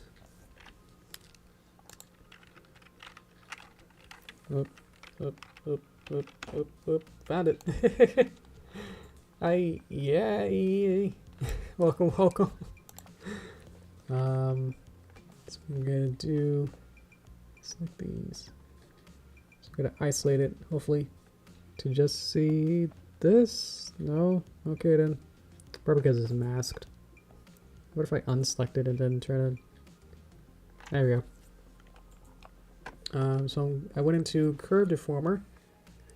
So there's difference between, actually envelope, between curve and envelope here. So I just need to hide everything just for a sec, so I can make sure that all these work here. Welcome. Yeah, it seems like you have your Spain. Oh, hi from Spain. Welcome, welcome. Hello, hello. I want you. Yeah. So what I need to do is rig up the corners. Is this the exciting part? Maybe you guys are behind a little bit. Thank you. Hi, Rhyme. Welcome, welcome. That's not what I want. I need to flip this around.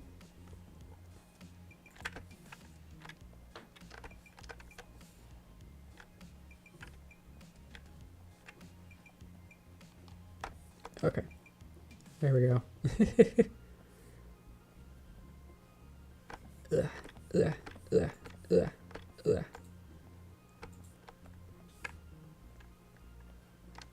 I'm like, is this impressive? I don't think so. Let's see. Beep. There we go. Beep. There we go. And then color art. Beep. It's not being masked. There we go. Okay. Still a work in progress. Still working on this, but I think I'll just add the deformer shape and then we'll be good. But hi guys. Hi Rhyme. Thank you. And hi Two-Tailed. Hello. Almost through this.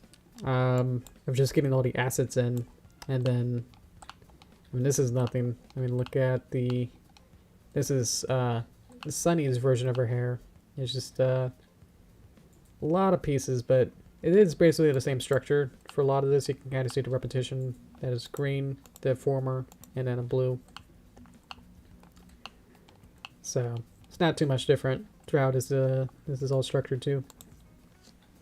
What I can do is go in here and I should be able to move this around. And because it's still masked inside, I can do some pretty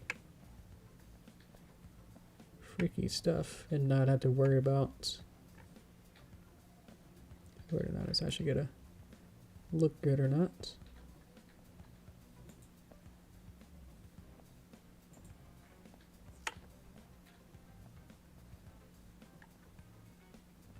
Something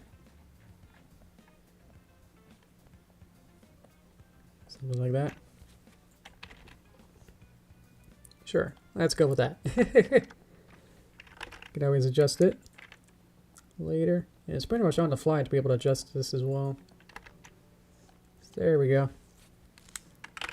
And then we'll add more deformers like that to pretty much everything so that I can animate it. But I think I get the gist for that now. Do a little spin. Ba-doop, ba-doop. She's feeling everything at the same time. Okay. And that's kind of how the 3/4 will look as well. And you kind of move the blue part on its own. This will be more over here. This might be in front, maybe. Kind of rotate that. Neggy. And so we can swap the directions of this.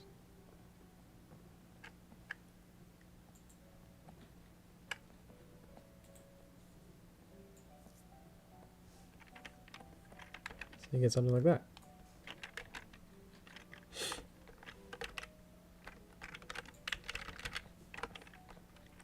There we go. Got a 3/4. Whew. Alright, there we go. Practically complete. But we made her. We started out with Sunny, and look at that. Now we got a completely different horse. How about that? I could always like add more different pieces, but I think for simplicity's sake and my own sanity, this might be as much as I'll probably do. As promised, I will switch over to Pip's model. So let me save this. And let me choose one. There we go. Let me swap over. Because if I do open recent, then you can see all my other fun files that I got open. So let's keep that a surprise. But yeah, this was super fun. I think my favorite part of doing animation is just making the character rigs. I think it's sometimes more fun to make the characters and like sometimes animating them. Excuse me. Okay, welcome back. So I didn't actually have this 3/4 before. I think last time it was just the front view, which I've adjusted to look a little better. Hopefully. You'll be a judge on that. But yeah, this is what I was talking about, that the hair can get complex. Where you got the front behind, short side, the curly piece, the tiara, which is this own piece here, which you can deform it. Like that. Got the feathers here, which have their own deformer. The olive, which is again in a couple pieces, which I showed off a little bit earlier, or tried to allude to. Like added these deformers here so you can move these around and get these all jelly. And then the olive highlight, which then has this kind of fun shape there, so then I can move this around within inside of there. The whole hair back. So this is what I had to figure out. What I did, what the biggest thing that I had to figure out was splitting up this piece and this piece into 2 different pieces. Because I think my first version, which you guys saw on stream, was like one square, and then I did try to mesh that into like this shape, and then try to make that work between different frames. And it's like I tried it, it's like that didn't work. So even though it was more work and more R&D to figure this out, but it's like having more pieces actually does work out to a certain extent, you know. Obviously if you try to make like every piece of this be its own piece, you know, every sharp triangle-y piece here be its own thing, or the ribbon there thing, you know, it's like it can get very, very complex. So it's like trying to figure out like what's an optimized version of it, where I have a different piece. This is just to hide everything behind her, but having this one to kind of bridge the gap, so then I can have a deformer on this, so then I can move this hair around a little bit simpler. And so from this angle you get something like that, which I'll have to play around with. I think I can fix his, I guess I can fix his ear. That's the whole ear, and I can push it back. Oop. There we go. Something like that. Which I think I'll have to fix, have to do the up and down motions for some of these, but get the front view, and then this one, which obviously I'm not super happy with yet, but I might have to do a little bit more do a little bit more work to figure this one out, but definitely this view is probably what it's made for better. Your hair is similar to Rarity, in that it's way too complex for its own good. that's like, it looks good on paper, but you try to like move it around and mesh around with it and try to get different angles of it, and it's like, because a lot of this works better in 3D space. That was like, not sure how to really work with this. So, but yeah. Let's see. Also work with the leg. Let's see if I can quickly show that off. This leg that I have now has like one deformer, and you can kind of get this kind of jelly kind of leg bend to it. But you can't really... What I wanted to do was be able to get the hoof and then be able to have the rest of the leg kind of move along with it. Because right now it just moves the hoof. So it's like, how do I get the leg to move up? So I tried it with different versions, like this is Rocky Raccoon's version, which I had to like recreate. I was like just looking through it, it's like, this is a little bit more convoluted than it probably could be. So I found a different video and I tried to match that up. I recreated things from scratch, but it's like just trying to make them work with my puppet. It's like, it's a little bit tricky. So I found this one. Let me get rid of that. But this one worked a lot better, and I might use this where I'm able to then have 2-point constraints and need limits and all this other craziness. But you're able to then have controllers, which I added, that then, let's see, it's actually this one. There we go. So if you then move the hoof by the controller, you're then able to kind of get this more, slightly more realistic. It's still kind of quappy, but at least you can just kind of lift up the leg a little bit more realistically, which obviously has its limits, but that's what this other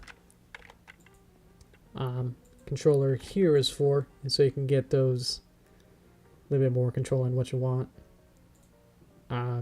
So obviously I'm still trying to figure this out, but it's like just trying to debug everything here. It's a little convoluted, but at least it works better than what I had before, so that's happy.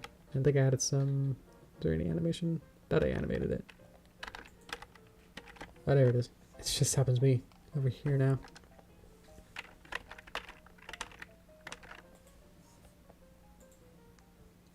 I want to figure out why it moves over.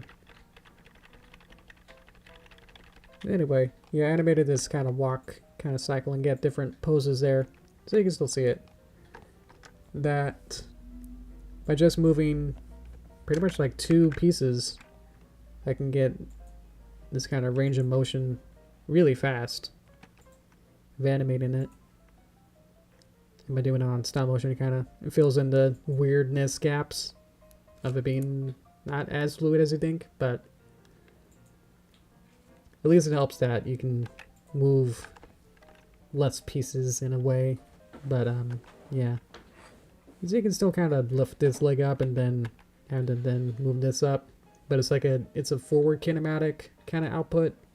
Like the shoulder then controls the lower pieces, and then this can move up and down. But it's like, yeah, it's still a little unwieldy.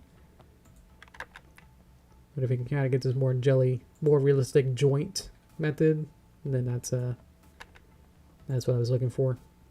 So you can just kind of lift up the foot and be able to then have the knee figure things out. So anyway, that's progress.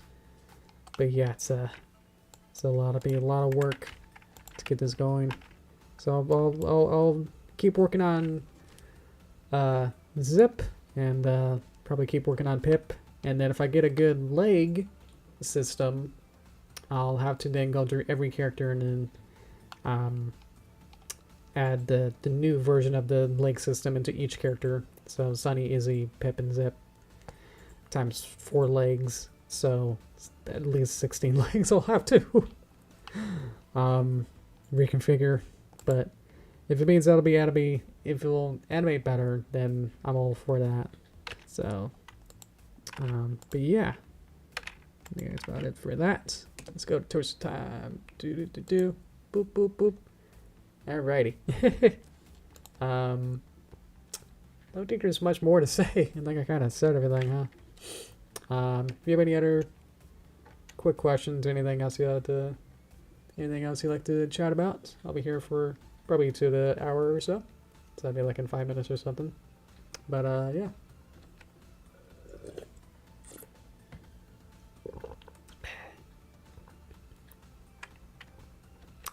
But yeah, the schedule is probably I'm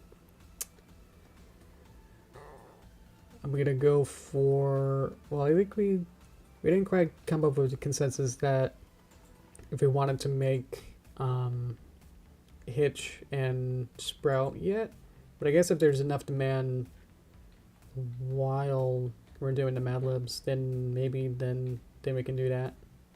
Because otherwise then, if we choose, I'm just thinking out loud that if we didn't choose the Hitch story, then that'll then slightly delay the animation by a week or so.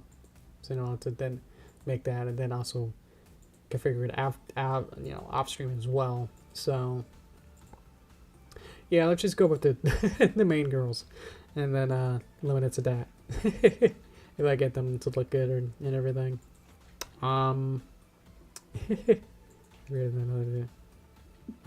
Yes. Of Lightyear, yeah. I have not seen it. I don't know. I do like Pixar. I do like the more ambitious recent outings where they're going outside the box with their animation styles. Turning Red was a masterpiece. I really like Turning Red. But I don't know. Lightyear is still in theaters. I'm still not too comfortable going out there yet. IMAX would be fun, but I think for right now I'm just trying to calm down and just stay at home. At least just trying to make sure that I'm comfy. Not that I don't know. I'm not like I have to watch this kind of a mode yet for the movie. I think, you know, they with the marketing and like all the build up, they haven't really talked about it too much with the story wise to really know what's going on. You know, like with Luca and then Turning Red, you kind of know enough that it's like, ooh, this has an interesting hook that then I can, you know, get behind the story or anything. But with Lightyear's marketing, it's like, it's Buzz Lightyear and he's a human and go watch it. And it's like, wait, that's the reason? I guess just Toy Story sells itself nowadays, but it's like, I don't know. Obviously no spoilers in chat, but it's like, it's, yeah, it just doesn't seem to be too appealing with the marketing of like what they have told about it. There was like a couple interviews and stuff that I saw that's like, there is some aspects of interesting story stuff that's like, can be fun, but it's like, okay. You know. It's probably an interesting story that is like, it's one of those where it's like you probably don't want to know what happens in it. That makes it more better of an experience, you know. It'd be like if you watch Infinity War and then like as you leave the theater, it's like, oh yeah, and then the ending of you know, what happens next in Endgame, and it's like, wait no. Then you watch it, it's like you're just sitting there grumpily like, oh yeah, I know what happens. It was like, oh yeah, that happens. It's like, it'd be better to not know. But I guess with some of this stuff, it's like, by not knowing stuff, it's like I'm then weirdly not interested, because then it's like, well, this seems like there's really nothing to say about it then. So I was like, it's a weird backfire to me. That's like, wait a minute, you're not telling me anything. So I was like, I'm not sure what to then expect in any capacity. I'm sure it'll be good, but it's like, yeah, I'm not sure whether or not.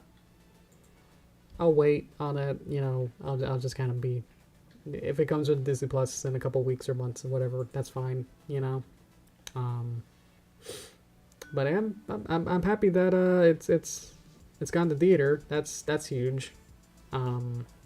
Especially if like going to IMAX, that's always super fun. I think the only IMAX that I've been to, because I'm in Seattle, so it's like we only got like a couple. But we got one at the Seattle Science Museum that I always go to as a kid. And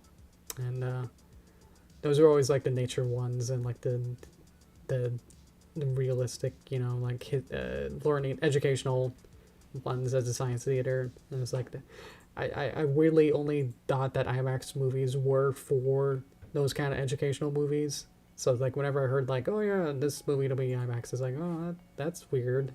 They Batman and IMAX? That's wrong. Like, what? It's like I never really understood that. I was like, wait, what do you mean you can have other movies in IMAX? IMAX is for, you know, Grasshopper's life cycle. Yeah. Yeah. Have I seen Solar Onward? Yes, I've seen Solar Onward. Yeah. Soul was interesting. I don't know. It became like so on its high horse of like, well, we're cool about them.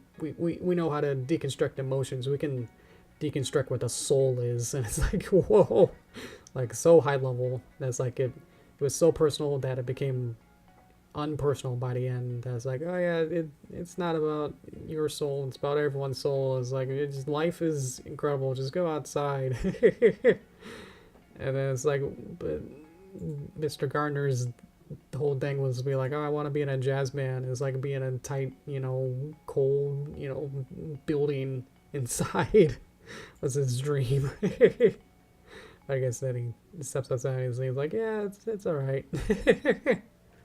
Like, what really happened? I guess. And then Onward was fantasy fun. My dad's more into D&D, so he knows more. So many more in-jokes with the D&D stuff. Dungeons and Dragons. Of, like the slime block. He got a kick out of that, you know, in Onward. And all the dragons and stuff, but, I had fun with the fantasy stuff, like all the magic and elves and stuff, and the weird suburban, like if fantasy was like in modern day was a really unique take on everything. Because usually it would just be like high fantasy Lord of the Rings style, and this is, you know, supposed to be like old Gothic style and castles and stuff, but now you just have an elf at a, you know, more normal American street. Of a pet dragon, like that was a really unique. I mean, I'm sure there is something maybe like that, but it's like that's my first time with that. So that was fun. I think it just went on for a little bit too long in some parts. I don't know. Some of the pacing definitely slowed down like a lot near the end of Act 2. Especially the walk on invisible bridge part, I felt like just went on for way too long, and then it was just like a stopping point where they were like in the hills and like in the valley, and it's like, can we get back? Can you guys just keep going? Like with some chase, and it's like everything just kind of stopped after that. It was like, okay, are you close to the thing yet? So that's my one little gripe with that, but everything else was amazing, you know. Same to climax. It just felt really slow. It was really weird. It's almost like there wasn't enough really to fill anything, like enough scenes. So it's like each scene needed to be like 10 or 20 minutes, and it's like, okay. I don't know. Maybe it's like in a mood that I was in, that's like just watching it. And I was like, okay, you can pick up the pace, please. With some of it. I don't know. Yeah. That's what I felt like watching it. I'm sure if I watch it again, I'll know the running time and, you know that this will wrap up at like at some point, or know how long these scenes are, to know like, oh, that was probably faster the second time, but definitely the first time it's just like really slow. I don't know. But I think I've seen every Pixar asterisk, save for Lightyear, but yeah, even like Good Dinosaur, that was pretty okay. I mean, obviously the reviews were like worst Pixar movie ever, and it's like, yeah, it'll be a dud once in a while, but I still think, just as a movie on its own, in a vacuum, it's a good heartwarming tale, and it's like predictable, but it's like still has that unique take of like, what if dinosaurs didn't go extinct? And it's like, well, obviously that's been done, so it's like every kind of dinosaur movie has already been kind of thought of, so it's like it's just kind of like, okay, how much more treading ground do you think is there? What kind of unique can you get out of that, but obviously Good Dinosaur had the most realistic, photorealistic environments that I've seen. That just like they had like new systems to make volumetric clouds and micro photogrammy to get rocks look hyper realistic at a microscopic level, and it's like, wow. I wonder if they overcompensated to make up for the lack of story. Yeah, it's just a shame. That's like it's a gorgeous movie. Visually, with all these hyper realistic pine trees and all these water effects, and then you got this Gumby style plastic looking dinosaur running around, is like tripping over its own feet, and it's like, oh yeah. So but I liked it. Can you name like 3 characters out of it? Probably not. They're all very unmemorable, like the dinosaurs that they meet along the way, Alice in Wonderland style of like, I'm the dinosaur with the triceratops with the birds. Haha. Okay, move on. Next up, we got that's how I kind of felt. Yeah, I think my favorite all-time Pixar movie is Toy Story 2. I think that's a lot of people could probably agree with that. I think I also, as a kid, I also liked Bugs Life, which isn't really talked about too much, especially nowadays. Like, it's just been a weird product of its time to like go against, DreamWorks Ants. It's like all that weird controversy of that, like what really happened there behind the scenes. Why were they released like a month apart? Kind of weird competition style with that, but yeah, Toy Story 2 is my S tier movie. Probably nostalgia, but it's like just watching it is like how much heart and like how much fun sequences there are. Woody does kind of doesn't feel too out of character, I guess, but it's like it has to fit with the narrative. That's like, yeah, Woody is slowly warming up to like being okay with being in a display case, and it's like not being played with, and it's like that's like a really good like hook to like what's gonna happen. Like, is Woody going to be okay with that? And, it's a get to decide on that. It's like being trapped in this room for most of the movie. That's good. But yeah, is there anything else? I'll probably wrap this up then, and I'm gonna probably have a little bit of a snack and work on my movie a little bit, and I'll have some Patreon behind the scene posts for you. I'll see if I can do one for tomorrow, but it's more just trying to like find enough content to really show off. That's not too spoilery, but also is like fun to kind of look at. So if you want to see that and support me, you get a win-win where you get to see some behind the scenes content and support me to be able to make the content. Become a patron. Link in the description. It should be like Patreon and then Yoshi Greenwater / Patreon or something. Right? No, I think it's backwards. Like patreon.com/Yoshi Greenwater. Check the link to see if I'm right. But yeah. You can choose whatever monthly support you want to pledge.